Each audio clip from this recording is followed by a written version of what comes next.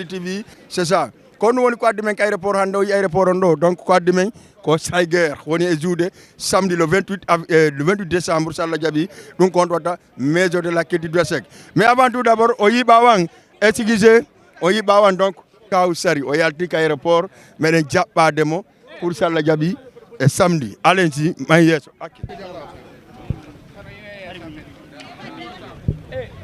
Madame As.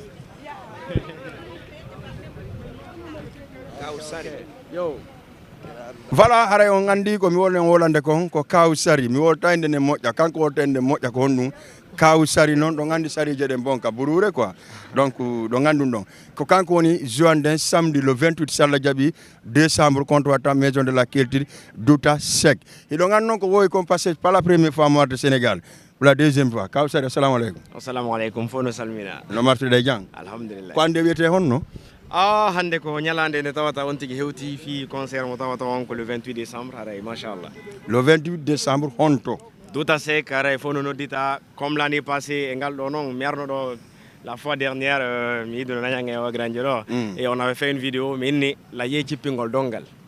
après mi adda kadi dolle mi accuno ga dongal mi fawnira dum non fo le 28 may sakite ecce menen men gayne de dolle écoute menen de dolle ma fe ille men gayne dalum ko men gayne ko dongal hawrungal parce que non ko Sénégal ni menen fo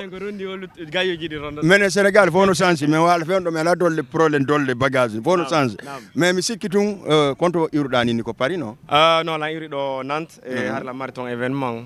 fe je jam alhamdulillah d'accord mais bon ko no tungartira la franchement donc iwda voilà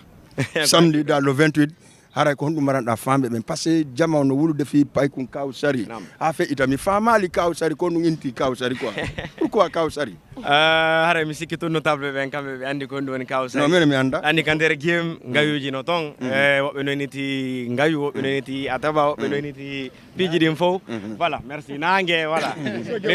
min komi sarire parce que voilà ko hakkille ɗen mi gollirta quoi mi mara doole c'est vrai mais voilà kawsari ko gandal kawsari no ƴoƴi ha maayi kawsari no ƴoƴi ha maayi donc anga ƴettu laggine fof tawɗa ko an ɓuuri ɓe ƴoyre wiɗde da kawsari kono woniri donc a yi fen ɗo artiste ɓen fof donc no engage journaliste no engage ko ɗum mbaɗɗa ko yewta média ji ɗin avant tout d'abord yen feƴƴu pour le samedi le 28 déjà miɗo salmina ɗo fof elan weltani kadi déplace ɓen fof parce que voilà ɓe hakkitto piiji mabɓe ɓe ari e média ji ɗin kadi voilà ɓe andi déjà woɓe ɓen ɗo fof aray no salmina hiɗon jarna haray ɗum ɗo fof ko fi Mouradu nun le 28 donc haray public on notable ɓe année passé ɓe honoruno jama on ɓe weltino e meɓe min kadi mi sikki tum ɓe weltino donc pour une deuxième fête haray ɗon habba le 28 inchallah concert haqiqa concert wonduɗo e gonga concert d'artiste ɓen ko wowlowo pulal faamo pulal kay nana pulal yewte en tout cas meɗen souhaitema bon sens merci le samedi le 28 albarka par ce que jama on no habbima aray min kadi ko ɗum addila d'accord donc merci beaucoup aca falana bonene jara ɓernde no jalbi miɗo yowinedi julɗini wata o mono Saykou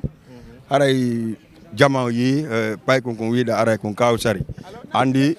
signugol contrat e musugol ko hiwgol artiste joom ɓuuri welde sina ɗum ɗawa signude contrat artiste ronkarde e ngal kadi kawsari ari kon ɗum waɗi souvent kawsari a ƴettaymo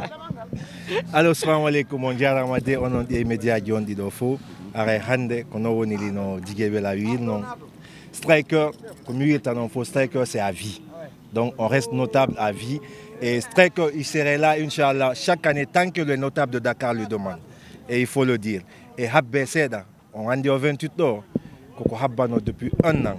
son remarque on dari vidéo ji makko ko concert mo saktino wadde on o foduno Dakar o artey 2024 fi Allah ta goto tultu are yon ko ɗum fewndinde ñande inchallah non c'est-à-dire da fiye goɗɗo tulton ɗum ɗon fof aray c'est pas question ɗum ɗon par ce que mi nani ɗayna Striker ko à vie pourquoi à vie je reste à vie notable en fait je reste un fan de Striker pour toujours donc c'est pourquoi j'ai dit Striker à vie et je le dis tout le temps ɓeɗo fof no seediti ɓe andi on ɗum wonɗa mo koto jaboɗa on moɗon par ce que sina hara ko teddungal e gigol samedi le 28 ɗum si Allah jaɓere ɗe maison de la culture Douta Sec à partir de 19h maintenant onon artiste ɓe wonɓe ɗo ɓen kadi aron law fijen jalen par ce que kawsari no huɓɓigoy kawsari no huɓɓi kawsari en ende ñande inchallah wallahi kono way wala jantung alhamdulillah laay da wartade au concert laay avant tout won nanta ko jël yoɓaɗa yo concert non ɗum ɗon ko code secret mot de passe kon ɗum marɗa ko wonna famɓe ɓen samedi le 28 sinayo ɓe ar ɓe notoɓe yappiji kesi inchallah e golle moƴƴe e hoore respect teddungal kadi jama fo welto e hoore welo fijen jalen par ce que ko ɗum woni nder ton la communauté guinéenne vivant ici au Sénégal, nous vous remercions infiniment et nous remercions aussi notre grand artiste, Star Vedette, qui est venu nous rendre visite ici au Sénégal. Donc, bonne arrivée à Dakar. Donc, on vous attend impatiemment et on est avec vous. Vraiment, merci beaucoup. Welcome to Dakar. Pour les qu'est-ce que vous préparez pour les fans à Dakar? Donc, actuellement, maintenant, il n'y a plus de promos. Déjà, je pense que est-ce que les billets même ne sont pas finis. En tout cas, venez vite, massivement, surtout les artistes qui doivent